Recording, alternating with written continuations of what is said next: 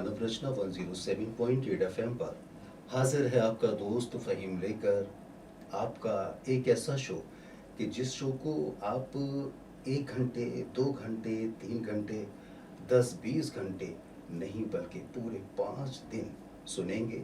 और इस शो को लेने का आप तक पहुंचाने का मकसद यही है कि बहुत सारी जानकारियां आप तक पहुंचाई जाएं।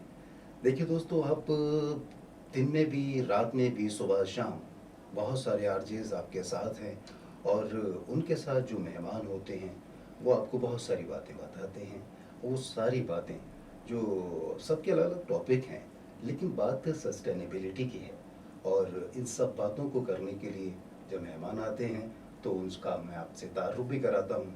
आज की मेरी मेहमान स्टूडियो में आ चुकी हैं और इनके बारे में मैं बस इतना कहूँगा कि आप आए हमारे घर, खुदा की कुदरत है, कभी हम आपको कभी अपने घर को देखते हैं। आपका बहुत बहुत स्वागत है। अभिलाषा शौरी हमारे साथ हैं, प्रोफेसर हैं बायोटेक्नोलॉजी डिपार्टमेंट में। और दोस्तों देखिए, जब बात आती है ना सस्टेनेबिलिटी की या पर्यावरण की, तो बहुत सारे सवाल जहन में आते हैं। लेकिन फिलहाल मैं अभिलाषा शौरी जी का बहुत बहुत स्वागत करता हूँ। धन्यवाद फ़हीम जी, आपने बहुत ही रेलेवेंट टॉपिक के ऊपर आज बात करने के लिए मुझे इनवाइट किया है। Thank you for that.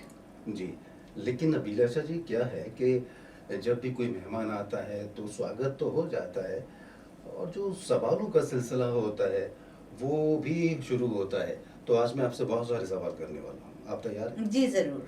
देखिए क्या है, हमने जो कहा था कि सस्टेनेबिलिटी का हमको ख्याल रखना है। देखिए दोस्तों, ये शो नॉन स्टॉप है। मैं आपको बार बार बताता हूँ, ये शो रुकने वाला नहीं है। यानी कि आप 5 जुलाई तक इस शो को सुन सकते हैं बिना रोके। अभी मैं हूँ आपके साथ, मेरे साथ मेहमान हैं, ये चले जाएंगे, दूसरे मेहमान आएंगे, वो चले जाएंगे और तीसरे मेहमान आएंगे और बातों का सिलसिला यूं ही लगातार चलता रहेगा। बस आपका साथ चाहिए। और आज की जो मेहमान हैं अभिलाषा जी से मैं बहुत सारी बातें करना चाहता हूँ और वो सारी बातें वही होंगी जो कि इस टॉपिक से जुड़ी हुई हैं। देखिए दोस्तों, होता क्या है कि हम बातें करते हैं और अलग अलग टॉपिक पर बात होती है। अब इतने आरजे हैं, सबके अपने अपने टॉपिक्स हैं, लेकिन अभिलाषा जी जो हैं वो आज बहुत ही अच्छी खबर लेकर के आई हैं, बहुत अच्छी इन्फॉर्मेशन है। कहते हैं ना, देखिए हरियाली किसे पसंद नहीं होती, हरियाली सबको पसंद होती है, लेकिन जो मानव रचना कैंपस है वहाँ पर जो हरियाली को फैलाने का काम या उसके माध्यम से आसपास के क्षेत्रों को हरा भरा करना, ये अपने आप में एक अनूठा कार्य है। और इस काम को अंजाम देने वाली आज हमारे साथ हैं अभिलाषा शौरी। तो अभिलाषा शौरी जी, सवालों का सिलसिला मैं शुरू करता हूँ बिना वक्त को ज़ाया किए। और पहला सवाल मेरा यही है कि क्या मानव रचना पर्यावरण और स्थिरता के प्रति संवेदनशील है?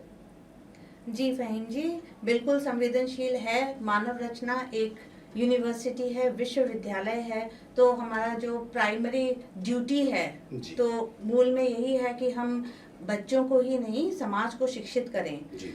तो ये जो सस्टेनेबिलिटी और एनवायरनमेंट पर्यावरण की हम बात कर रहे हैं, तो आज जन जन को पता है कि एनवायरनमेंट का या पर्यावरण का हमने क्या हाल बना दिया है। ये सब ह्यूमन एक्टिविटीज़ की वजह से ही हो रहा है कि हमारा पर्यावरण न सिर्फ दूषित है बल्कि अगले जनरेशन को हम क्या देने वाले हैं। क्या हम स्वच्छ जलवायु, स्वच्छ पानी पीने के लिए, स्वच्छ भोजन, ये सब दे पाएंगे? तो यहाँ सवाल आता है सस्टेनेबिलिटी का, स्थिरता का। जी। तो मानव रचना क्योंकि एक विश्वविद्यालय है, तो ये हम अपनी ड्यूटी भी समझते हैं कि हम न सिर्फ बच्चों को अवेयर करें, उनको सेंसिटिव बनाएं इन इश्यूज के लिए, बल्कि उनको धीरे धीरे इस तरह की वैल्यूज को इनकलकेट करें जिससे कि वो जिम्मेदार नागरिक बने। और क्योंकि ये इनके बहुत ही फॉर्मेटिव ईयर्स हैं, बच्चे जो हमारे साथ में अंडर ग्रेजुएट कोर्सेज में जब आते हैं तो ये 18 साल का बच्चा ये इस वक्त इतना रॉ है कि जी। आप उसको जैसे घर में बच्चों को माता पिता संस्कार देते हैं, उसी तरह से हायर एजुकेशन का, उच्च शिक्षा का भी ये कर्तव्य है कि उनके वो संस्कारों को आगे बढ़ाएं। जी। और साथ ही पर्यावरण और स्थिरता के विषय में अगर हम उसको एक संस्कार की विधि माने, जी। तो उसमें मानव रचना बहुत ही सक्षम है और मानव रचना बहुत ही अवेयर है। हम्म। तो बच्चों को हम हर प्रकार से न सिर्फ सेंसिटिव बनाते हैं, बल्कि हम ये भी कोशिश करते हैं कि हमारे जितने भी स्टेक होल्डर्स हैं या जन जन तक जहाँ तक हमारी पहुँच है, हम उन तक न सिर्फ अपनी बात पहुँचाएं, उनकी बात सुने और उनको अगर कोई समस्याएं हैं तो उनके सॉल्यूशंस भी प्रोवाइड करें। और हम एनवायरनमेंट और सस्टेनेबिलिटी की तरफ अपना कदम अकेले ना बढ़ाएं, बल्कि सारे समाज को साथ लेकर चलें।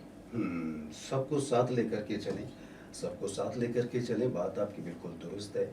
और ये बात देखिए दोस्तों, हम लोग अक्सर करते हैं कि आप अकेले कुछ नहीं कर सकते। अगर कुछ आप बेहतर करना चाहते हैं, आप कुछ बड़ा करना चाहते हैं, तो जाहिर सी बात है आपको एक दूसरे के साथ मिल कर के, कदम से कदम मिला कर के, हाथों में हाथ डाल कर के एक ऐसे राह को अपनाना होगा जो राह आपको ले जाएगी उस मंजिल तक कि जिस मंजिल का सपना आपकी आंखें देखती हैं।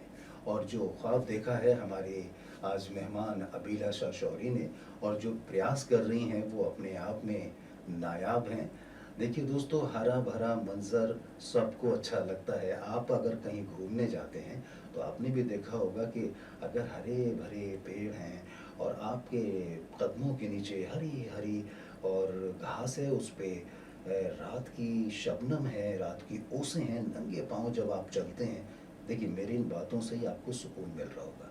क्योंकि ये जो शब्द है ना, ये हकीकत से जुड़े हैं। चाहे घास हो या घास पे रात की शबनम हो, ये सब खूबसूरत हैं और ये नेचुरल हैं। और जब बात आती है हरियाली की, तो सबको पसंद आती है, आँखों को आपकी ठंडक देती है ये हरियाली। और इसी के लिए बहुत अच्छे काम कर रही हैं हमारी आज की मेहमान। और सवाल मैं करता रहूँगा, सस्टेनेबिलिटी का हमें पूरा ख्याल रखना है।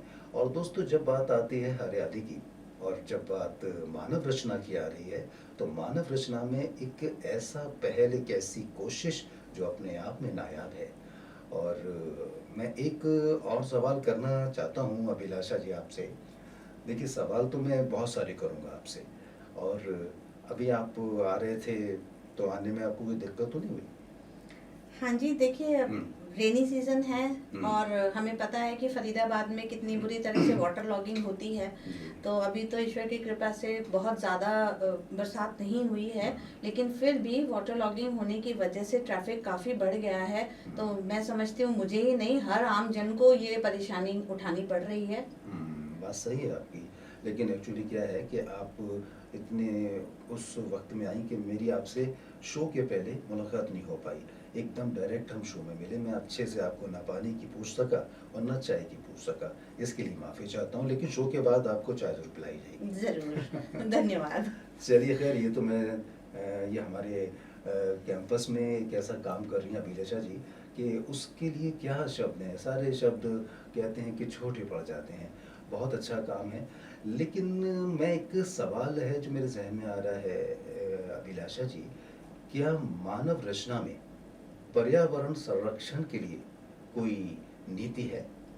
इसके बारे में मैं चाहूँगा कि हमारे श्रोताओं को आप विस्तार से समझाएं। जी ज़रूर। जी। तो नीति के बारे में बात करने से पहले मैं ये ज़रूर कहना चाहूँगी, फ़हीम जी, आपने जो एक खूबसूरत मंजर शब्दों के ज़रिए जो दिखाया है, वो अभी तक मेरी आंखों के आगे तैर रहा है और मुझे लगता है हमारे जो श्रोतागण हैं वो भी इसको देख पा रहे होंगे। तो बताने वाली बात ये है कि मानव रचना का ये जो कैंपस है ये काफ़ी खूबसूरत है। जी। तो काफ़ी लोग जो बाहर से आते हैं, पर्सनली भी मैंने ये सुना है और मुझसे भी कई बार लोगों ने बताया है कि भाई आपका कैंपस बड़ा खूबसूरत है, तो सुन के बड़ा अच्छा लगता है, फील होता है। और ऐसे मौसम में तो इस खूबसूरती को चार चांद लग जाते हैं। जी। तो मानव रचना का ये जो प्रयास है, ये सिर्फ इतना ही सीमित नहीं है कि अपने ही कैंपस को खूबसूरत बना के रखना, बट इसमें एनवायरनमेंट के प्रति जो जागरूकता लाने की ये कोशिश है, वो हमारे कार्य में और वो हमारी नीतियों में भी झलकती है। इसी संदर्भ में मैं ये बताना चाहूँगी कि मानव रचना की एक ग्रीन पॉलिसी है जो एक गाइडिंग डॉक्यूमेंट की तरह से काम करती है। 2009 में ये सिर्फ एक जिसे कहते हैं हल्का सा प्रारूप था, जिसका कि बस हमारे को एक आभास भर था। हम काम तो कर रहे थे, इस तरह की पर्यावरण की तरफ हमारा रुझान था। जैसे कि ट्री प्लांटेशन ड्राइव्स, मैं जब से यहाँ आई हूँ, मुझे 15 से 16 साल अब यहाँ होने वाले हैं, तब से मैं देख रही हूँ कि हमारे यहाँ ट्री प्लांटेशन ड्राइव्स तब से चल रही हैं। 2015 में इसको एक मूर्त रूप प्रदान किया गया और एक प्रॉपर ग्रीन पॉलिसी हमारे यहाँ पे आई, जो समय समय पर रिवाइज होती है। अभी इसका जो लेटेस्ट वर्जन है वो 2019 में फिर से रिवाइज किया गया था। तो ये जो पॉलिसी है, ये सभी तरह की ग्रीन प्रोसेसेस को इनिशिएट करने के लिए, एग्जीक्यूट एंड इम्प्लीमेंट करने के लिए हमारे को एक गाइडलाइंस प्रोवाइड करती है। और हम सभी स्टेक होल्डर्स, मतलब सिर्फ हम यहाँ जो काम करते हैं एम्प्लॉयज़, उन्हीं के लिए नहीं, बल्कि स्टूडेंट्स के पेरेंट्स, बाहर से जो हमारे साथ में एकेडमिशियंस एसोसिएटेड हैं, इंडस्ट्रीज एसोसिएटेड हैं, और हम सोसाइटी में भी जहाँ भी हमारा काम है या इंटरवेंशंस हैं, उन सभी के लिए ये डॉक्यूमेंट जो है एक गाइडलाइंस का काम करता है जी।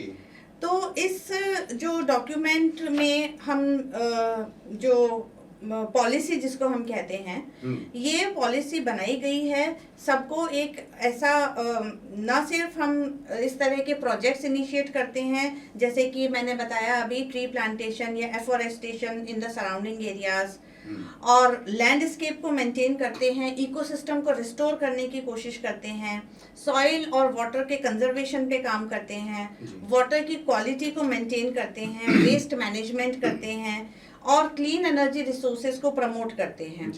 इन सबको मैं अगर सम अप करूं तो अभी जो सबसे ज़्यादा इम्पैक्ट हम देख पा रहे हैं, चाहे वो रेनफॉल का या जो हमारी ये जो वर्षा है उसका जो समय सारणी है वो थोड़ी सी बदली हुई सी नज़र आने लगी है, जिसको कि हम क्लाइमेट चेंज के संदर्भ में समझ सकते हैं। तो क्लाइमेट चेंज मिटिगेशन के लिए जो भी हमारे प्रयास हो सकते हैं वो हम करने की कोशिश करते हैं जी।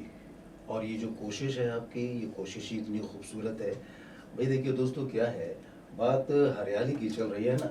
अब हरियाली की जब बात चल रही है तो बहुत सारे हिंदी यानी कि भारतीय सिनेमा में गाने भी हैं जो कि मौसम की तरफ आपको लेकर के जाते हैं। और एक तो फिल्म भी आई थी अभिलाषा जी, ये हरियाली और ये रास्ता करके, कोई एक पुरानी फिल्म थी जी। तो अगर हम गीतों की बात करें तो बहुत सारे ऐसे गीत हैं कि जिसमें पेड़ों का जिक्र है, फूलों की बात है, फूलों के रंग से, ये गाना किशोर कुमार की आवाज़ में। इस तरह के बहुत सारे गाने हैं, लेकिन मैं अभी आपको गाना नहीं सुना रहा। हाँ, इतना ज़रूर कहूँगा कि हरियाली हमारे चारों ओर के वातावरण के लिए मेरे दोस्त बहुत ज़्यादा ज़रूरी है। ये बात आप अच्छी तरह से जानते हैं। और आज हम देखें तो आधुनिकीकरण के साथ में लोगों का विकास तो हुआ है, कोई इसमें शक या दो राय नहीं है, लेकिन आधुनिकीकरण के साथ हमारा काफ़ी नुकसान भी हुआ है। हकीकत और सच्चाई ये भी है। आज के समय में अगर मैं आज के वक्त की बात करूं तो वाहनों की इतनी ज़्यादा संख्या है अभिलाषा जी, और आप भी जानती हैं कि जिसकी वजह से जो धूम्र प्रदूषण होता है शहरों में ज़्यादातर देखने को मिलता है, जिससे क्या होता है, पेड़ पौधों पर प्रतिकूल प्रभाव पड़ता है। और पेड़ पौधों की वजह से हमारे वातावरण में चारों ओर हरियाली होती है। वो मानव के कई क्रियाकलापों की वजह से दिन प्रतिदिन, कहना चाहिए कि वो नष्ट होती चली जा रही है। और आज हमने निजी फायदे की वजह से अपने मफाद के लिए, अपने फ़ायदे के लिए वनों की जो अंधाधुंध कटाई होती है ना, उसको बिला वजह काटना शुरू कर दिया है। और बहुत ऐसे आपने मंजर देखे या सुने होंगे, न्यूज़ सुनी होगी, पढ़ी होगी कि आज वहाँ पर इतने पेड़ों को काटा गया वगैरह वगैरह। तो मेरे दोस्त, ये जो चीज़ें हैं सही नहीं हैं। और ये आपके लिए क्या, आपके अपने परिवार के लिए, आपके अपने मुल्क के लिए, और जो इस धरती पर जीव जंतु हैं उन सब के लिए ख़तरनाक होती है अभिलाषा जी, आप मेरी बात से सहमत हैं? जी बिल्कुल सहमत हूँ फ़हीम जी, ये हम सबको इम्पैक्ट कर रही है। ऐसा नहीं है कि ये कोई स्पेशल कम्युनिटी को या स्पेशल लिविंग बींग्स को या जैसे सिर्फ जानवरों या पेड़ पौधों को इफेक्ट कर रही है, जी। बट आप ये देखिए जन जन इससे अफेक्टेड है। हम्म। और इसीलिए ये हम सबकी एक मिलीजुली कोशिश होनी चाहिए। हमें इंडिविजुअल को समझना चाहिए कि हर संभव प्रयास करें कि अपने पर्यावरण की सुरक्षा कैसे की जाए। जी, रेडियो मानव रचना 107.8 एफएम पर दोस्तों आप कार्यक्रम सुन रहे हैं, longest non stop live radio show. और इस शो का मकसद यही है कि ज़्यादा से ज़्यादा जानकारियाँ आप तक पहुँचाई जाएं। और ऐसी ही जानकारियाँ पहुँचाने के लिए हमारे साथ बहुत सारे मेहमान आते हैं और आपको विस्तार से बहुत सारी बातें बताते हैं। बात चल रही है हरियाली की बात चल रही है, तो मैं सवाल कर रहा हूँ अपनी मेहमान अभिलाषा जी से। तो अभिलाषा, एक सवाल मैं आपसे और पूछना चाहता हूँ, और वो सवाल भी हरियाली से जुड़ा हुआ है। जी। अभी मैं आपसे बात कर रहा था कि क्या मानव रचना पर्यावरण और स्थिरता के प्रति संवेदनशील है या नहीं है। बहुत अच्छा आपने जवाब दिया। अगला सवाल है, क्या मानव रचना में पर्यावरण संरक्षण के लिए कोई नीति है? और इसके अलावा ग्रीन पॉलिसी की जो आपने बात की थी, जी ग्रीन पॉलिसी मानव रचना परिवार को देखभाल करने में कहना चाहिए कि कैसे मदद करती है? जी फ़हीम जी, मानव रचना की ये जो ग्रीन पॉलिसी है, ये सिर्फ फोकस्ड है कि हम अपने एनवायरनमेंट को, पर्यावरण को किस तरह से बचाएं, पर्यावरण के हर एस्पेक्ट का किस तरह से ख्याल रखें और सस्टेनेबिलिटी को अचीव करने में अपना योगदान दें। जी। ये एम करती है कुछ इंस्टीट्यूशन की बेस्ट प्रैक्टिसेस की तरफ, और हम बिलीव करते हैं और प्रमोट करते हैं ह्यूमन एनवायरनमेंट को एग्जिस्टेंस मॉडल को, कि हमारी अपनी एग्जिस्टेंस एनवायरनमेंट पे ही डिपेंड करती है। अगर हम एनवायरनमेंट के साथ में नहीं चल सकते और उसको प्रोटेक्ट और कंजर्व नहीं कर सकते, तो कल एनवायरनमेंट एग्जिस्ट नहीं करेगा, तो साथ ही ह्यूमन का एग्जिस्टेंस भी नहीं है, ये फॉर श्योर है। तो पॉलिसी के तहत हम जो कुछ गोल्स अचीव करना चाहते हैं, वो सबसे प्रथम तो यही है कि कंजर्व करें अपने नेचुरल एनवायरनमेंट को और नेचुरल रिसोर्सेज को। जैसे पानी, हमारा जो स्वच्छ पानी है, स्वच्छ जल है जो पीने योग्य है, जिसे हम ग्राउंड वाटर से मेनली ऑब्टेन करते हैं, तो ग्राउंड वाटर रिसोर्सेज हमारे अब बहुत ही धीरे धीरे खत्म होते जा रहे हैं, जो कि एक वर्ल्ड वाइड एक चिंता का विषय है। तो इस तरह से सभी तरह के नेचुरल रिसोर्सेज को कंजर्व करना हमारा एक लक्ष्य है। फिर हम जो सस्टेनेबल सॉल्यूशंस अगर हम कुछ ला सकें, क्योंकि ये एक यूनिवर्सिटी है, शिक्षण संस्थान है और रिसर्च हमारे यहाँ पर बहुत ही प्रमोट की जाती है, तो इस तरह की एनवायरमेंटल प्रॉब्लम्स जो भी समस्याएं हैं उनके विषय में हम बात तो बहुत करते हैं, अवेयरनेस भी, जागृति भी लाते हैं, बट उनका सॉल्यूशन देना वो भी हमारी पॉलिसी का एक हिस्सा है। फिर हम इनोवेशंस को और स्टार्टअप्स को प्रमोट करते हैं, जो कि एम करते हैं एनवायरमेंटल सस्टेनेबिलिटी को लेके। तो यदि हम अपना स्टार्टअप कल्चर देखें, इनोवेशन कल्चर देखें, तो पिछले कुछ ही सालों में इस तरह के बहुत बेहतरीन स्टार्टअप्स इस यूनिवर्सिटी ने आगे बढ़ाए हैं और उनको इंक्यूबेट किया है, जो कि एनवायरनमेंट के प्रति न सिर्फ सेंसिटिव हैं बल्कि बहुत अच्छा काम भी कर रहे हैं। इसके अलावा कुछ रूरल टेक्नोलॉजीज को फैसिलिटेट करना भी एक बहुत इम्पॉर्टेंट कदम है मानव रचना का। जैसे हमने 2018 में एक स्थान है जो आर्कियोलॉजिकल सर्वे साइट है राखीगढ़ी हिसार में, वहाँ पर सॉलिड वेस्ट मैनेजमेंट की काफ़ी भारी समस्या थी।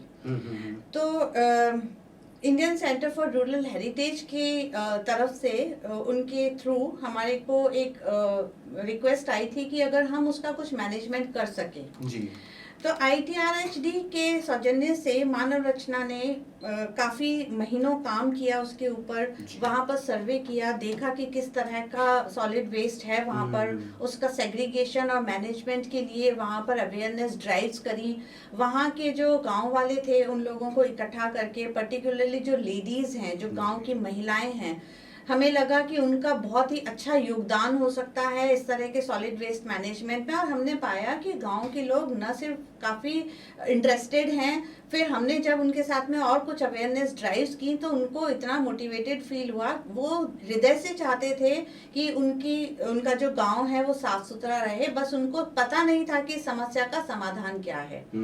तो वहां पर हमने एक स्पेशली डिजाइन बायो कंपोस्टर लगाया।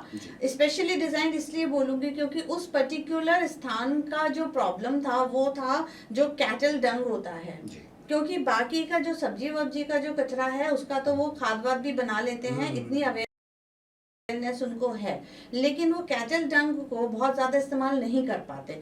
तो उसकी वजह से उनकी गलियां, उनके घर के बाहर के स्थान ना वो काफी परेशानी में थे। तो उसके लिए हमने एक स्पेशल बायो कंपोस्टर डिजाइन करके और वहाँ की पंचायत की हेल्प से वहाँ पे इंस्टॉल किया, और उससे उनको काफी राहत मिली। तो ये एक छोटा सा एग्जाम्पल है कि हम रूरल एरियाज में अगर इस तरह का टेक्नोलॉजिकल सपोर्ट मिल जाए तो कितना पर्यावरण के लिए हमारा एक नया कदम हो सकता है जी। इसके अलावा जो पॉलिसी है वो बात करती है क्लीन एनर्जी, ग्रीन एनर्जी, और हमारी जो हम एनर्जी यूसेज है उसको रिड्यूस करने पे और क्लीन एनर्जी को जनरेट करने पर। फिर हमारे क्योंकि स्टूडेंट्स ग्रुप जो हमारे प्राइम स्टेक होल्डर्स हैं उनको एक फेयर और एक एथिकल और एनवायरनमेंट फ्रेंडली अप्रोचेस के बारे में बताना और इन यूनिवर्सिटी के फंक्शंस में इन चीज़ों को लेके आना, ये बहुत ही इम्पोर्टेंट है।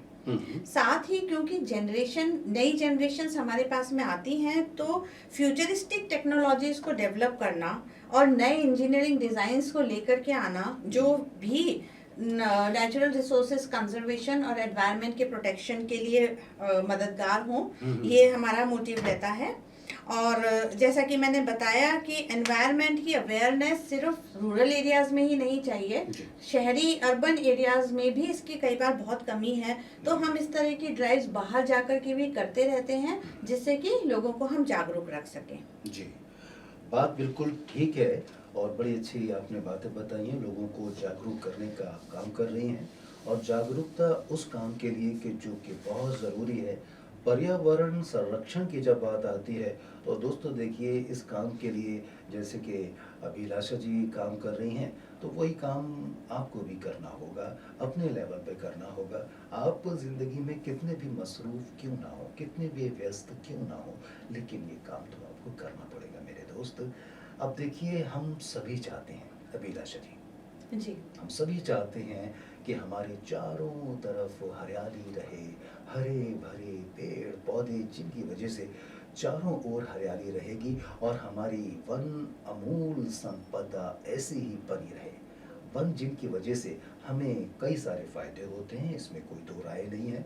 देखिए दोस्तों, इन वनों से हमें कई तरह के आप जो मीठे मीठे फल खाते हैं ना, चाहे वो आम हो या कोई दूसरे फल हों, वो आपको अच्छे लगते हैं। गोंद है, लकड़ियाँ हैं, ये सब इन्हीं से तो हासिल होता है। अच्छा, दूसरी बात अगर हम पशु की बात करें, जानवरों की बात करें, पक्षियों की बात करें, मानव के लिए काफ़ी फ़ायदेमंद होते हैं दोस्तों। ये वनों से हमें अमूल्य औषधियाँ भी हासिल होती हैं जो हम इंसानों के लिए बल्कि जीव जंतुओं के रोगों को नष्ट करने के लिए काफ़ी लाभदायक होती हैं। तो कहने का मतलब ये है कि इन वनों से मतलब हम जो हरियाली की बात कर रहे हैं, इनसे बहुत सी चीज़ें हमें हासिल होती हैं और इनको संरक्षित करना, इनकी हिफाजत करना हमारा ही कर्तव्य और फ़र्ज़ बन जाता है। चलिए वही बातें तो चलती रहेंगी, लेकिन सवालों का सिलसिला ख़त्म नहीं होगा। अगला सवाल मेरा अपने मेहमान अभिलाषा जी से है और वो सवाल है मानव रचना ग्रीन पॉलिसी की। जैसे आपने बात की, मानव रचना ग्रीन पॉलिसी के उद्देश्य क्या है, मकसद क्या क्या है? जी, मानव रचना ग्रीन पॉलिसी के जो उद्देश्य हैं, ऑब्जेक्टिव्स हैं, वो बहुत ही क्लियर हैं फ़हीम जी। जैसा कि हम सभी को पता है कि इंडिया ने अभी G20 जो समिट है उसकी प्रेसिडेंसी इंडिया के पास है, जो कि बहुत ही गर्व का विषय है। और प्रधानमंत्री जी के नेतृत्व में भारत के कई ऐसे कदम हैं जो एनवायरनमेंट और सस्टेनेबिलिटी की तरफ हैं। हमारा देश एक एग्जाम्पल सेट कर रहा है पूरी दुनिया के लिए इस समय।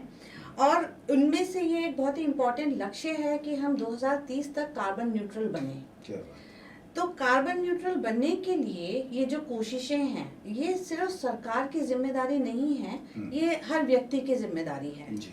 तो इसमें हम अपनी यूनिवर्सिटी की शिक्षण संस्थान की भागीदारी को भी बहुत ही महत्व देते हैं, महत्वपूर्ण मानते हैं। जी। और हमारी ग्रीन पॉलिसी ऑलरेडी इसके ऊपर के जो ऑब्जेक्टिव्स हैं वो इसके ऊपर संकेत भी करते हैं और इसके तरफ हम कदम भी बढ़ा चुके हैं। जी। तो हमारे जो मेन ऑब्जेक्टिव्स हैं, जैसा मैंने अभी बताया कि हम सभी तरह से हर तरह के स्टेक होल्डर्स को, स्टूडेंट्स हों या फैकल्टी हों या बाहर से भी जो लोग हमारे साथ जुड़े हुए हैं, उन सभी को साथ लेकर चलें। और इसके लिए बहुत ही ये भी इम्पॉर्टेंट है कि हम अपनी जो कैंपस की एक्टिविटीज़ हैं और उनका जो मैनेजमेंट है, और वो कहते हैं ना कि हमें सिर्फ शब्दों से बात करना काफ़ी नहीं है, वो हमारे कर्मों में भी झलकना चाहिए। तो अपना जो यूनिवर्सिटी कैंपस की एक्टिविटीज़ और मैनेजमेंट भी इसका एक उदाहरण है। और हम काफ़ी सारी ऐसी प्रैक्टिसेस, जिनको हम ग्रीन प्रैक्टिसेस कह सकते हैं, वो हमारी बेस्ट प्रैक्टिसेस हैं। तो उनको हम न सिर्फ मेंटेन करते हैं बल्कि और भी आगे बढ़ाने की कोशिश करते हैं। और तीसरा, मानव रचना की जो ग्रीन पॉलिसी है, ये सिर्फ हमारे कैंपस के अंदर ही अगर हम प्रोपागेट करें तो ये काफ़ी नहीं है। तो इन्हें बाहर भी सब जन जन तक पहुंचाना भी बहुत ही इम्पोर्टेंट है और इस पॉलिसी का एक ऑब्जेक्टिव भी है। चौथा, ये जो सरकार जो हमारा फ्लैगशिप प्रोग्राम्स करती है और समय समय पर इतना मदद के हाथ आगे बढ़ाती है, चाहे वो प्रोजेक्ट ग्रांट करना हो एनवायरनमेंट के लिए, चाहे वो इम्प्लीमेंटेशन प्रोजेक्ट्स के रूप में फंडिंग करना हो, या किसी भी तरह के कोलैबोरेशंस जो एकेडमिक इंस्टीट्यूशंस या नॉलेज पार्टनर्स या इवन इंडस्ट्री के साथ में हम कर सकते हैं, वो हम करते हैं। तो ये हमारा चौथा ऑब्जेक्टिव है कि हमें आइसोलेशन में काम नहीं करना, हमें सबको साथ लेकर के चलना है, तभी मीनिंगफुली इस पॉलिसी का इम्प्लीमेंटेशन हो सकता है। और मेरे को बताते हुए बड़ी प्रसन्नता है कि हो भी रहा है। क्या बात है, बहुत बहुत मुबारक। और ये जो आपका प्रयास है, देखिए होता क्या है अभिलाषा जी कि हम कोई भी काम करते हैं तो काम करते हैं, लेकिन सवाल यहाँ पर ये होता है कि आप उस काम को किस शिद्दत से करते हैं, आप उस काम को किस जज्बे से करते हैं। तो जो जज्बा आपका होता है, उसी के आधार पर आपको उस काम का परिणाम, उसका रिजल्ट मिलता है। और जिस तरह से आप इस काम को कर रही हैं, जैसा आपने बताया ग्रीन पॉलिसी के बारे में, तो देखिए दोस्तों, ग्रीन पॉलिसी के बारे में मेरे जहन में सवाल तो बहुत सारे हैं, अब एक साथ तो नहीं पूछ सकता, और हमारी मेहमान हैं बड़े अच्छी तरह से ये जवाब भी दे रही हैं। अगला छोटा सा सवाल इसी बात से जुड़ा हुआ है, और वो है कि मानव रचना कैंपस में जो हरित नीति है कैसे लागू की जाती है अभिलाषा जी? जी, पॉलिसी या नीति का लागू करना या इम्प्लीमेंटेशन बहुत ही इम्पोर्टेंट पार्ट है, क्योंकि अगर चीज़ें कागज़ों पर ही रह गई तो फिर उसका लाभ ही क्या, उसको बनाने की आवश्यकता ही क्या थी। तो इम्प्लीमेंटेशन के लिए हमारे पास में सबसे पहले तो जो ऑब्जेक्टिव ड्रिवन पॉलिसी है, उसको इम्प्लीमेंट करने के लिए हमारे पास में एक ग्रीन कमेटी होती है। तो ग्रीन कमेटी के जो चेयरपर्सन हैं वो वाइस चांसलर खुद हैं यूनिवर्सिटी के। इसके अलावा 2 professor, 4 associate professors, 5 assistant professors, administrative staff के 3 मेंबर, कम से कम 5 स्टूडेंट्स, और हमारे रिसर्च स्कॉलर जो पीएचडी करते हैं एटलीस्ट 2 लोग उस कम्युनिटी से, एंड 5 लोग इंडस्ट्री या एकेडमिया से जो हमारे साथ में जुड़े हुए हैं किसी ना किसी कार्य को लेकर के। इन सब को मिलाकर के एक कमिटी है। ये कमिटी का एक कॉन्स्टिट्यूशन है, मेंबर्स इसमें बदल सकते हैं, लेकिन जो एक कमिटी का कॉन्स्टिट्यूशन है वो यही रहता है। तो इस तरह से एक कमिटी है जो टाइम टू टाइम इसकी न सिर्फ इसके इम्प्लीमेंटेशन का ख्याल रखती है, बल्कि प्रमोट भी करती है कि इसको जो न्यू आइडियाज़ हैं वो कैसे जनरेट हों और इसके इम्प्लीमेंटेशन में कैसे हेल्प करें। इसके अलावा हमारे पास में कुछ स्टैंडर्ड ऑपरेटिंग प्रोसीजर्स हैं जो कि लेड डाउन है थ्रू दिस ग्रीन पॉलिसी। जैसे हमारे पास स्टैंडर्ड ऑपरेटिंग प्रोसीजर है for energy conservation, for water conservation, for waste management and for environment protection. जी। तो इन स्टैंडर्ड ऑपरेटिंग प्रोसीजर्स के चलते हमारी जो काफ़ी सारी समस्याएं हैं, जैसे कि प्लास्टिक को बैन करना, वो इस तरह की समस्याओं को लागू के हल को, सॉल्यूशन को लागू करना यूनिवर्सिटी में आसान हो जाता है और ये सभी लोगों के लिए बहुत ही क्लियर हो जाता है कि उनको इस एनवायरनमेंट एंड सस्टेनेबिलिटी के लिए क्या, कैसे और कब काम करना है। जी, कब कैसे काम करना है। तो भाई देखिए, आपसे जो बातें की जा रही हैं सब ये हरियाली की बातें हैं, और आसपास अगर हरियाली होती है तो सबको अच्छा लगता है, आपके मन को भाती है। सवालों का सिलसिला आज की मेहमान से जारी है। और देखिए दोस्तों, मैं बात कर रहा था ना कि वनों में, ये वनें हमारे लिए कितने ज़रूरी हैं। वनों में कई तरह के जीव जंतु, पशु पक्षी निवास करते हैं, जिनसे वनों की हरियाली हमें देखने को मिलती है। हरे भरे पेड़ पौधे, चहचहाते पक्षी वास्तव में हमें काफ़ी खुशी देते हैं। आप वो देख लीजिए, अगर कोई दरख्त है, कोई पेड़ है, वहाँ पर अगर कोयल बोलती है ना कोयल की आवाज़ मैंने निकालने की कोशिश की है भाई। अब वो जब कोयल बोलती है किसी पेड़ पर, तो आप बड़ी कोशिश करते हैं, यार मैं कोयल को देख लूं। लेकिन अभिलाषा जी, आपने कोयल को देखा कभी? हाँ, मैंने कोयल को देखा। हाँ, मैंने कई बार प्रयास किया, मुझे नहीं दिखी। अब वो पत्तों में कहाँ पर छुप के बैठ जाती है, मुझे समझ में नहीं आता। एक बार भी नहीं देखा मैंने। और ऐसे हमारे बहुत सारे साथी हैं कि वो हरे हरे पत्तों में काली काली कोयल को तलाश करते हैं। लेकिन भाई देखिए, मैं बात ये करने वाला हूँ, मैं ये मिसाल इसलिए दे रहा था कि जो पेड़ होते हैं या जो हरियाली होती है, इसके लिए पशु पक्षी भी बहुत इनसे मोहब्बत करते हैं। बल्कि मैं तो ये कहूँगा कि पशु पक्षी उन दरख्तों पर, उस हरियाली से भरे पेड़ पर अपना एक छोटा सा आशियाना बनाते हैं और वहाँ पर अपने बच्चों के साथ रहते हैं। देखिए दोस्तों, मानो कि ये हरियाली पर्यावरण को हरा भरा कर देती है और हम सभी के चेहरे पर, कहते हैं ना, मुस्कान ले आती है। हम सभी को इसकी हिफाजत करनी चाहिए। और अक्सर हम कहते तो हैं कि भाई देखिए, पेड़ लगाइए, अपने आसपास हरियाली का माहौल कीजिए। अगर आप बड़े शहर में रहते हैं तो गमलों में ही लगा दीजिए। ये बातें कहते तो हैं, लेकिन अभिलाषा जी, अमल बड़े कम होते हैं, मैंने तो जी, ये देखा है। बिल्कुल ठीक कह रहे हैं। हाँ, तो अब अमल कम क्यों होते हैं, ये आप भी बता सकती हैं इसके बारे में, कि इसके लिए लोग क्या करें अगर अपने आसपास हरियाली चाहते हैं तो? देखिए, आसपास हरियाली करने के लिए आप बहुत कुछ कर सकते हैं। बस आपके दिल पे ये जज्बा होना चाहिए। सबसे पहले सिर्फ सोचने भर से हरियाली हो नहीं जाएगी। और ये बहुत ही आजकल फैशन में भी है कि हम आजकल अपने घरों में भी प्लांट्स लगाते ही हैं। छोटा सा फ्लैट हो और उसकी छोटी सी बैल्कनी हो, तो उसमें भी हमें पसंद है कि हम थोड़े बहुत प्लांट्स लगा लें। लेकिन इतना काफ़ी नहीं है। जब हम हरियाली की बात करते हैं तो बड़े पेड़ों का हमारे आसपास में होना बहुत ज़रूरी है। वो इसलिए ज़रूरी है क्योंकि जो हमारी हाइड्रोलॉजिकल साइकिल है, जो हमारी रेन साइकिल है, उसको ये पेड़ सपोर्ट करते हैं। और उसके लिए ना सिर्फ हमें ताज़ी हवा यानी ऑक्सीजन प्रोवाइड करते हैं, पॉल्यूशन को भी कर्व करते हैं, या आप कह लीजिए कि खींच लेते हैं अपनी तरफ जो डस्ट के पार्टिकल सेटल हो जाते हैं, और हमारे को पॉल्यूशन से प्रोटेक्ट करते हैं।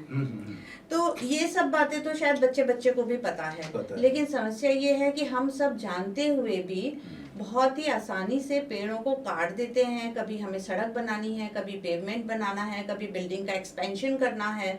तो पेड़ों का लगना सिर्फ जंगल खड़े करना ही नहीं होता है, हमें अपने सराउंडिंग में भी पेड़ों का वृक्षारोपण करना चाहिए। और वृक्षारोपण से मतलब बिल्कुल भी कोई छोटे छोटे पौधे घर में लगा लेने से नहीं होता है। आपको वृक्ष लगाने हैं, है ना। वृक्ष कम से कम जो 8 से 10 मीटर की हाइट के होते हैं, और उनका जो कैनोपी बनता है वो काफी एक्सटेंडेड होता है। फॉर एग्जांपल, नीम का पेड़ पहले के जमाने में आई थिंक हर घर में होता था, और उसके बेनिफिट्स भी हमें सबको पता है। तो लेकिन अब तो हम जिस पेड़ को बढ़ने में ही 8 से 10 साल लगते हैं, हम बहुत आसानी से उसको काट तो देते हैं, पर उसको सप्लीमेंट नहीं करते। तो अर्थ का ये जो ग्रीन कवर है वो धीरे धीरे कम होता जा रहा है, और जिसके जो इम्पैक्ट है वो हम सबको पता है।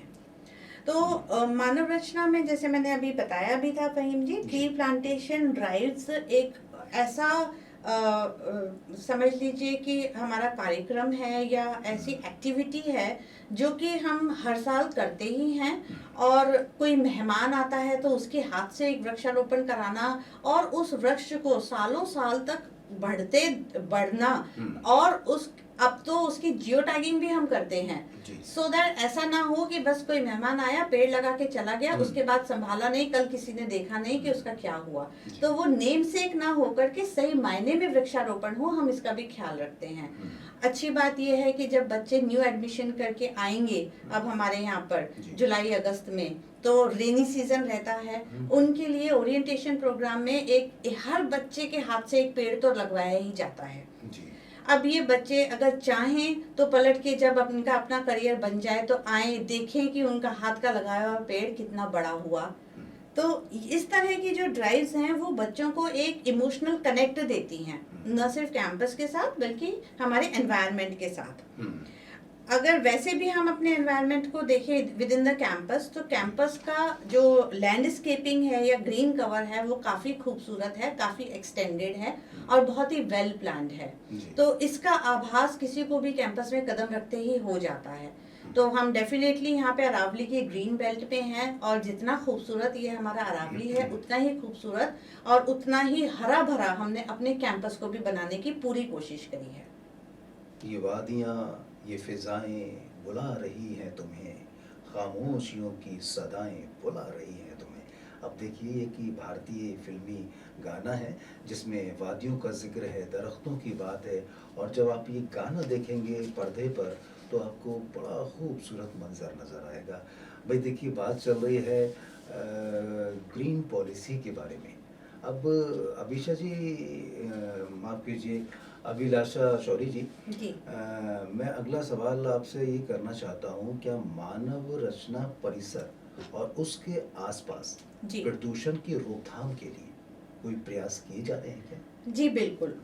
देखिए प्रदूषण जहाँ पर भी रहेगा तो आप कितना भी ग्रीन कवर बना लें, वो आप उसको उतना मेंटेन नहीं कर पाएंगे, उतना खूबसूरत नहीं रख पाएंगे। और जिस खूबसूरती की अभी आपने, जिस प्राकृतिक खूबसूरती की अभी आपने चर्चा की है, बात की है, वो तभी हो सकती है जब वो प्रदूषण रहित हो। तो मानव रचना में हाँ छोटे छोटे कुछ प्रयास जरूर किए हैं, जैसे कि मैं बिल्कुल रोशनी डालना चाहूंगी कि हमारे यहाँ पे जैसे 4 व्हीलर्स का जो मूवमेंट है एक बिल्डिंग से दूसरी बिल्डिंग में थोड़ा रेस्ट्रिक्टेड है, और यहाँ पे मानव रचना ने बाईसाइकिल्स भी प्रोवाइड की हैं। बच्चों को एनकरेज किया जाता है कि या तो पैदल ही जाएं, इवन फैकल्टी को भी एक बिल्डिंग से दूसरे बिल्डिंग जहां तक हो सके या पैदल यात्रा करें या बाईसाइकिल यूज कर सकते हैं। इसके अलावा जो हमारे व्हीकल्स हैं वो सभी बहुत ही वेल मेंटेन्ड व्हीकल्स हैं, जो कैंपस के व्हीकल्स हैं जैसे बसेस वगैरह, और मोस्टली सीएनजी बसेस हैं। पेट्रोल डीजल की जो बसेस होती थी वो काफ़ी समय पहले ही बंद करवा दी गई थी। और यहाँ पे मैं ये भी हाईलाइट करना चाहूँगी कि जो मैकेनिकल इंजीनियरिंग डिपार्टमेंट है वो काफ़ी वर्षों से काफ़ी इस तरह की गाड़ियों के ऊपर काम कर रहा है, और उन्होंने बनाई भी है जिसको हम इनोवेशन कह सकते हैं, जो कि ग्रीन फ्यूल के ऊपर रन करती हैं, चाहे वो इलेक्ट्रिसिटी हो, यहाँ तक कि पानी से चलने वाली गाड़ी के ऊपर भी यहाँ पे एक इनोवेटिव रिसर्च चल रही है। और एक प्रोजेक्ट और है जो कि बताना बहुत ही ज़रूरी है, जिसका नाम है परियंत्र। तो यहाँ के जो साइंटिस्ट हैं, इंजीनियर्स हैं, उन्होंने एक ऐसी डिवाइस बनाई है जिसको कि गाड़ियों के ऊपर, बसेस के ऊपर अगर इंस्टॉल कर दिया जाए तो वो अपने मूव करने के साथ ही काफ़ी अच्छी मात्रा में जो पॉल्यूशन है, जो पॉल्यूटेंट्स हैं, पार्टिकल्स हैं, उस पार्टिकुलेट मैटर को पकड़ लेती है, खींच लेती है अपने अंदर, और जैसे जैसे वो चलेगी, जितना एरिया कवर करेगी, वो सब्सटेंशियल अमाउंट में उस पार्टिकुलेट मैटर को पकड़ लेगी। क्या बात है। तो ये एक इतना बड़ा मूव है जिसको कि दिल्ली की सरकार ने और राजस्थान की सरकार ने बहुत ही अप्रिशिएट किया, और उनको काफ़ी फंड भी किया कि वो यहाँ पर बसेस के ऊपर लगाएं, और इसका एक पायलट प्रोजेक्ट की तरह से हमने इसको कैरी आउट किया। तो ये एक बहुत ही प्राउड चीज़ है बताने के लिए कि हाँ, मानव रचना कार्य कर रहा है इस क्षेत्र में, और अपने कैंपस में ही नहीं बल्कि आसपास में भी जितना हो सके पॉल्यूशन को प्रिवेंट करने के लिए कोशिशें करता है। क्या बात है। अब इसी बात पर कि मानव रचना जो कैंपस है कि ये नहीं कि सिर्फ अपने ही यहाँ पर हरियाली को चाह रहा है। देखिए दोस्तों, वो कौन सा गाना है, एक राज कपूर की फिल्म का है कि प्यार को बांटते चलो, इस तरह से कोई गाना है। तो कहने का मकसद यही है कि मानव रचना अपने कैंपस को तो हरा भरा, आप अगर कभी इत्तेफाक हो ना आपका, तो आप कभी मानव रचना कैंपस की विजिट कीजिए। आपको यहाँ का जो दृश्य है ना, वो बड़ा खूबसूरत लगेगा। उसका कारण ही ये है कि यहाँ पर जो हरियाली है वो आपको जगह जगह देखने को मिलेगी। तरह तरह के फूलों को आप देख सकते हैं और अलग अलग किस्मों के दरख्त आपको नज़र आएंगे। और वो हरियाली जिस पे आप पैदल चलेंगे, यहाँ पर आपको एक अलग अनुभव होगा। यही सब है जो कि इस कैंपस को और भी ज़्यादा सुंदर बना देता है।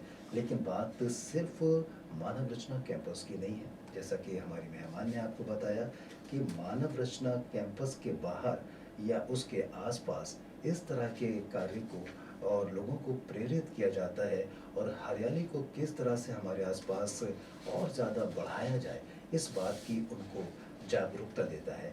ये अपने आप में बहुत अहम कदम है। अभिलाषा जी हमारे साथ हैं और दोस्तों, बात चल रही है हरियाली की। हरियाली की बात चलती है तो अब सवाल तो बहुत आ रहे हैं जहन में। लेकिन दोस्तों, मैं अभी पीछे वनों की बात कर रहा था ना आपसे। वन हमारी ज़िंदगी में कितने महत्व रखते हैं। और वनों की जब बात करें तो आप देखिए, बहुत सारे ऐसे जगहें हैं कि जहाँ पर वन है ही नहीं। वहाँ पर आपको नज़र नहीं आएंगे। वहाँ जैसे अभी बता रही थी मेहमान, वहाँ पर पेड़ों को काट करके बिल्डिंग बना दी है या वहाँ पर कोई फ्लैट बन गए हैं वगैरह वगैरह। इस तरह की बहुत सारी चीज़ें हुई हैं। हम सभी को वनों की हरियाली इसी तरह से बनाए रखने के लिए पेड़ पौधे लगाने चाहिए, जैसा कि कह रही थी अभिलाषा जी अभी।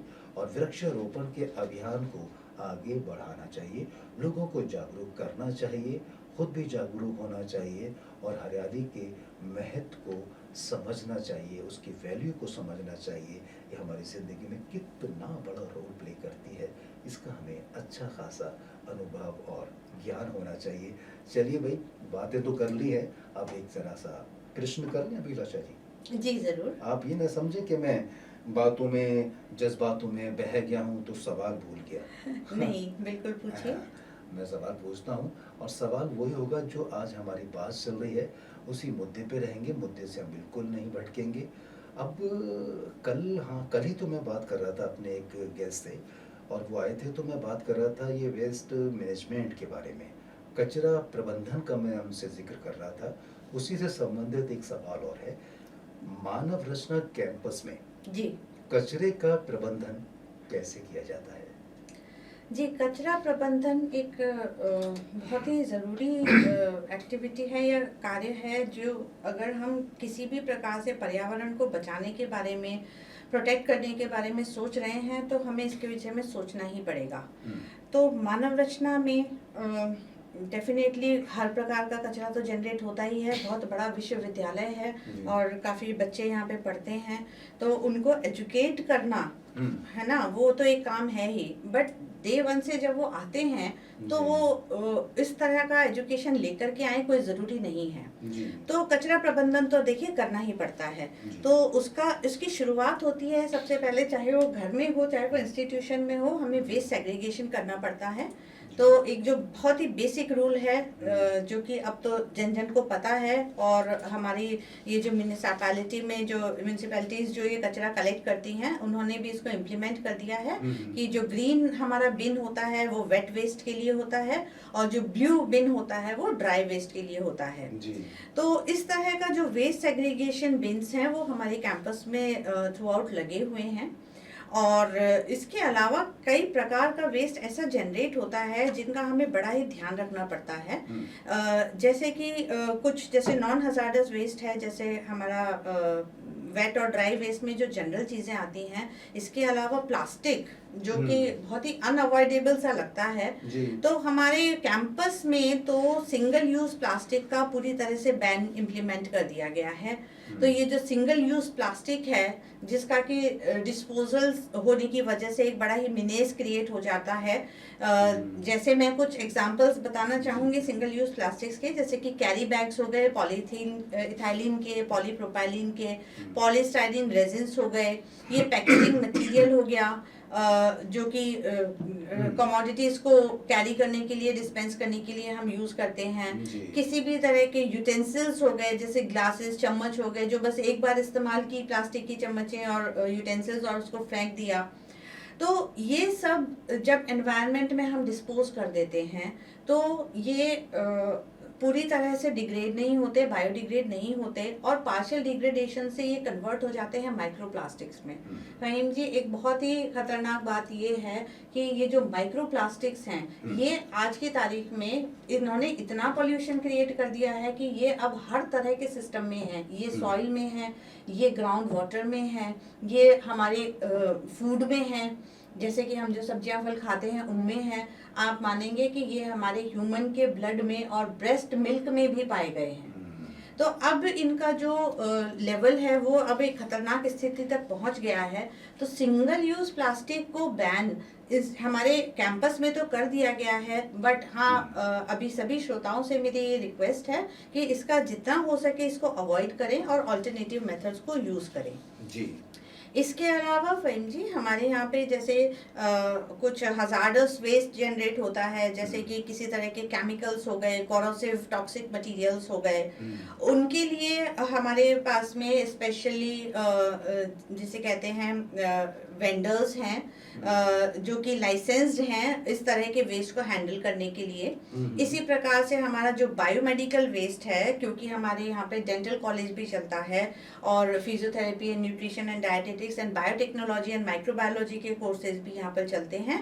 तो किसी भी तरह का जो कल्चर है, एनिमल ह्यूमन कल्चर वेस्ट है, और मेडिसिन्स हैं, वैक्सीन्स हैं, माइक्रोबायोलॉजिकल वेस्ट है, बॉडी फ्लूइड्स हैं, जिनको भी हम बायोमेडिकल वेस्ट की कैटेगरी में रख सकते हैं, तो उनको भी डील करने के लिए या उनको उस वेस्ट को भी मैनेज करने के लिए हमने लाइसेंस्ड वेंडर से टाई अप किया हुआ है।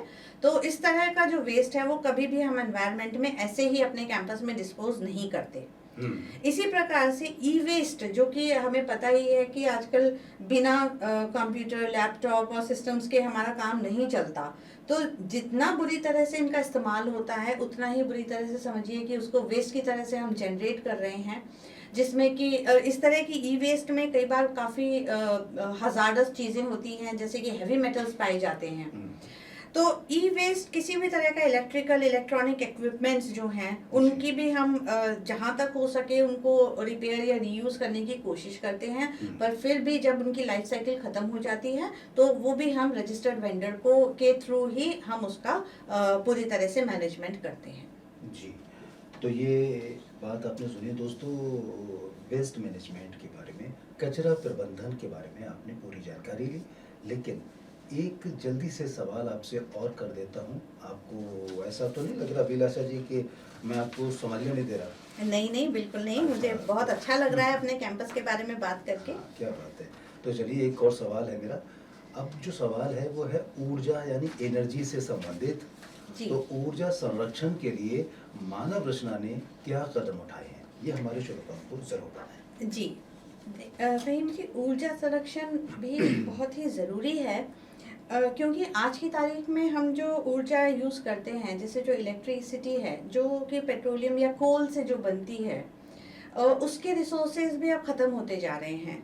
तो ग्रीन एनर्जी या क्लीन एनर्जी या जिसको कहते हैं रीन्यूएबल रिसोर्सेज को यूज़ करना हमारी एक बहुत बड़ी ज़रूरत बन चुकी है। तो इसको मैं इस टॉपिक के ऊपर मैं आपको दो बातें बताना चाहूँगी कि फर्स्टली जो हमारा प्राइमरी जो सोर्स है इलेक्ट्रिसिटी, जो हमें बिजली मिलती है, उसके कंजम्पशन को कम करना ये हमारा सबकी ड्यूटी है। तो उसके कंजम्पशन को कम करने के लिए हमने सबसे पहले तो काफ़ी स्टेप्स लिए हैं, जैसे कि जो हमारी लाइट्स हैं, जो हमारी कैंपस में लाइट्स हैं उसमें मोशन सेंसर्स लगे हुए हैं। तो शाम के टाइम पे, रात के टाइम पे अगर वहाँ पर कोई है, ह्यूमन एक्टिविटी है, तो उसको सेंस करके ही वो लाइट्स ऑन होती हैं, अदरवाइज वो ऑफ रहती हैं। जितने भी फिक्चर्स हैं वो सारे इलेक्ट्रिसिटी के जो पावर कंजर्वेशन के जो मोड्स हैं उसको फॉलो करते हुए जहाँ तक हो सकता है, जैसे CFL को LED से बदल दिया गया है, तो बहुत ही पावर एफिशिएंट फिक्चर्स लगाने की कोशिश की गई है जहाँ तक हो सकता है कैंपस में। इसके अलावा हमारी जो बिल्डिंग्स हैं वो काफ़ी हद तक डे लाइट्स को या सनलाइट के इनलेट को अलाउ करती हैं, तो जिसकी वजह से हमें आर्टिफिशियल लाइटिंग की कम ज़रूरत पड़ती है। बिल्डिंग्स एयर कंडीशन है, जो कि हमारी बहुत ही रिक्वायरमेंट भी है आज की तारीख में, पर एयर कंडीशनड जितनी भी एयर कंडीशनिंग है उसको भी बहुत ही वेल मैनेज तरीके से यूज़ किया जाता है या मैनेज किया जाता है, और समय समय पर जब उसकी रिक्वायरमेंट नहीं है यहाँ पर पर्सन्स वहाँ पर रखे जाते हैं, सो दैट ये देखें कि कहीं से भी इलेक्ट्रिसिटी का वेस्टेज ना हो। तो ये तो हुआ एक बात कि हम कैसे एनर्जी को कंजर्व कर सकते हैं। इसके अलावा हमारे कैंपस में ही दो काफ़ी बड़े सोलर पैनल्स लगे हुए हैं जो कि अच्छी खासी इलेक्ट्रिसिटी जनरेट करते हैं, और ये हम अपनी ड्यूटी पूरी करते हैं कि रिन्यूएबल एनर्जी को जनरेट करके हम ग्रिड को रिटर्न करें। जी, क्या बात है। चलिए भाई, देखिए दोस्तों, अब समय बड़ी तेजी से अपनी मंजिल की ओर दौड़ रहा है। अब देखिए 1 घंटा गुजर गया। अभिलाषा जी, आपको अंदाजा हुआ कुछ? जी फहीम जी, ये टॉपिक ही ऐसा है कि इस पे जितनी बात की जाए कम है। लेकिन अभी 1-2 सवाल और हैं, उससे ज़्यादा नहीं है जी। तो उन्हीं सवालों को जल्दी से मैं आपसे करना चाहता हूँ। देखिए, वेस्ट मैनेजमेंट की बात हो गई, एनर्जी की बात हो गई। अब मैं आपसे बात करना चाहता हूँ, मतलब सवाल यही है कि मानव रचना ने, पानी की बात कर रहा हूँ जो कि बहुत ज़रूरी है अभी। जी। मानव रचना ने जल संरक्षण और प्रबंधन के लिए क्या उपाय अपनाए हैं? जी, जल संरक्षण, क्योंकि यहाँ पर कैंपस में मानव रचना में जो हमारा स्रोत है, जो सोर्स है, वो तो ग्राउंड वाटर ही है। तो ग्राउंड वाटर को बहुत ही मैनेज करना और उसको कंजर्व करना इतने बड़े कैंपस में, ये अपने आप में एक बहुत बड़ा टास्क है। तो इसके लिए हमने काफ़ी, जैसे कहते हैं, प्रयास किए हैं। तो क्योंकि अभी बरसातों का सीज़न है तो मैं यहीं से बात अपनी शुरू करती हूँ कि हमारे कैंपस में ही 5 रेन वाटर हार्वेस्टिंग स्ट्रक्चर्स हैं, जो कि लगभग 800 मीटर की लेंथ पर एक स्ट्रक्चर है, और ये 3 जोन्स में हमारा पूरा का पूरा कैंपस बटा हुआ है। जैसे कि रूफटॉप जोन है, एक पैप्ड एरिया है और एक ओपन या ग्रीन एरिया है। तो जितना भी हमारा रूफटॉप और पैप्ड एरिया है, वहाँ से सारा का सारा वाटर जो है, जब रेनी सीजन में इकट्ठा होता है या आता है बहुत सारा, तो उसको कलेक्ट करके और इसको आर्टिफिशियल डिस्चार्ज स्ट्रक्चर्स जो बनाए गए हैं रेन वाटर हार्वेस्टिंग के लिए, उसके अंदर इसको डाल दिया जाता है और फिर इसको हम इस्तेमाल करते हैं। जी। दूसरा, यहाँ पर हमारा जो वाटर सप्लाई है जो आता है, तो इसमें हम जो बोरवेल्स यूज़ करते हैं उसमें मीटर्स लगे हुए हैं, और इसमें से पानी का जो एक्सट्रैक्शन होता है उसको हम कंटिन्यूअसली मॉनिटर और रिकॉर्डिंग करते हैं, और इसको हम सो दैट हम उसको कंट्रोल कर सकें। तो ऐसा नहीं है कि हम अनकंट्रोल्ड अमाउंट ऑफ वाटर को हम हार्वेस्ट करते हैं। और हमारा जो हमारे यहाँ पे कैंपस में एक सीवेज ट्रीटमेंट प्लांट है जो कि 200 किलो KLD का है। इस सीवेज ट्रीटमेंट प्लांट में जितना भी वाटर हमारा जो सीवेज है वो ट्रीट होता है, और ट्रीटेड वाटर को हम देते हैं अपने हॉर्टिकल्चर को। तो यहाँ पे जितना भी गार्डन मेंटेन होता है उसमें कोई भी तरह का फ्रेश वाटर यूज़ ना करके हम ट्रीटेड वाटर को यूज़ करते हैं, जो कि समय समय पर उसकी क्वालिटी टेस्टिंग भी होती रहती है। और इनफैक्ट हमने जो टेरेसेस के ऊपर जो हमारे वाटर डिस्ट्रीब्यूशन टैंक्स हैं, वो वहाँ पे हम ओवरफ्लो को भी प्रिवेंट करते हैं, और उनको हमने 2 हिस्सों में डिवाइड कर रखा है। एक तो रॉ वाटर है और एक ड्रिंकिंग वाटर है। तो जो रॉ वाटर है वही जो रिसाइकिल होता है उसी को हम सप्लाई करते हैं हॉर्टिकल्चर में, अदर एक्टिविटीज़ में, और ड्रिंकिंग वाटर जो है वो वही फ्रेश वाटर है, उसी को हम अपना ROs में सप्लाई करते हैं। फहीम जी, मैं ये भी बताना चाहूँगी कि हमारे यहाँ RO या जितना भी वाटर कूलर्स का जो डिस्चार्ज है वो भी रिसाइकल होता है। तो आज की तारीख में हमारा जो कैंपस है वो 0 वाटर डिस्चार्ज कैंपस है। क्या बात है। लेकिन क्या मानव रचना अपना कार्बन फुटप्रिंट मापती है? बिल्कुल फ़हीम जी, कार्बन फुटप्रिंट का अंदाज़ा हुए बिना या किसी भी की एक्टिविटी का क्या इम्पैक्ट हो रहा है, अगर हम उसे नापेंगे नहीं, मापेंगे नहीं किसी भी प्रकार से, तो हम अपनी एक्टिविटीज़ को जिसे कहते हैं कि इम्प्रूव नहीं कर पाएंगे। तो हमारे जो प्रयास हैं वो विफल हो जाएंगे। तो एज अ इंस्टीट्यूशन हम डेफिनेटली हमारे यहाँ पे ग्रीन ऑडिट्स, एनर्जी ऑडिट्स और एनवायरमेंटल ऑडिट्स होती रहती हैं, जिससे हमें पता रहता है कि हम पिछले साल कहाँ थे और हम इस साल कहाँ पर हैं, और हमने जो ये प्रयास किए हैं वो किसी काम आ रहे हैं, सफल हो रहे हैं कि नहीं, और अगर हमें उसमें कोई इम्प्रूवमेंट करनी है तो वो क्या हो सकती है। जी जी। तो ये जो ग्रीन कमेटी है ये इन ऑडिट्स के को करवाने के लिए पूरी तरह से सतर्क रहती है, पूरी तरह से सक्षम है, और ये ऑडिट्स के थ्रू हम इस पूरी ग्रीन पॉलिसी को इम्प्लीमेंट भी कर पाते हैं। जी। देखिए दोस्तों, आप शो सुन रहे हैं, यानी कि longest non stop live radio show, और मकसद यही है कि ज़्यादा से ज़्यादा वो बातें आप तक पहुंचाई जाएं जो कि आप सबके लिए, हम सब के लिए ज़रूरी होती हैं। बात चल रही है आज हरियाली के बारे में, और आज हमारे साथ हमारी मेहमान हैं अभिलाषा शौरी, प्रोफेसर इन बायोटेक्नोलॉजी। बहुत सारी बातें, बहुत सारे सवाल जवाब हो चुके हैं, अब वक्त जाने का हो चला है। देखिए, अब कुछ और सवाल थे, लेकिन एक छोटा सा है, मैं पर्यावरण के बारे में ही करना चाहता हूँ। जी जागरूकता की बात हम लोग करते हैं, जी। लेकिन अगर मैं मानव रचना की बात करूं, तो मानव रचना पर्यावरण के बारे में या जागरूकता को फैलाने के लिए कितना सक्रिय है और क्या कर रहे हैं? जी फ़हीम जी, जागरूकता फैलाना बहुत ही ज़रूरी भी है और मानव रचना काफ़ी सक्रिय है। तो इसका एक सबसे अच्छा उदाहरण तो ये है कि हमारा जो करिकुलम है, क्योंकि हमारा प्राइमरी मोटिव तो बच्चों को पढ़ाना है, उनको शिक्षित करना है, तो उनके उनके करिकुलम में ही हमने इस तरह के कोर्सेज हैं जो न सिर्फ यूजीसी की तरफ से कंपलसरी हैं, बल्कि हम भी उनको समय पे हम नए-नए कोर्सेज को प्रमोट करते हैं। तो एनवायरनमेंट साइंसेस और उससे रिलेटेड कई कोर्सेज हैं जो बच्चा किसी भी प्रोग्राम का हो उसे पढ़ने ही पड़ते हैं। जी, क्या बात है। देखिए, सारे सवालों का बखूबी जवाब दिया है अभिलाषा जी। आप स्टूडियो में आए और इतनी अच्छी अच्छी जानकारियां आपने दी, इसके लिए रेडियो की पूरी टीम और जितने भी हमारे सुनने वाले श्रोता हैं, उन सब की तरफ से आपका मैं बहुत बहुत शुक्रिया अदा करना चाहता हूँ।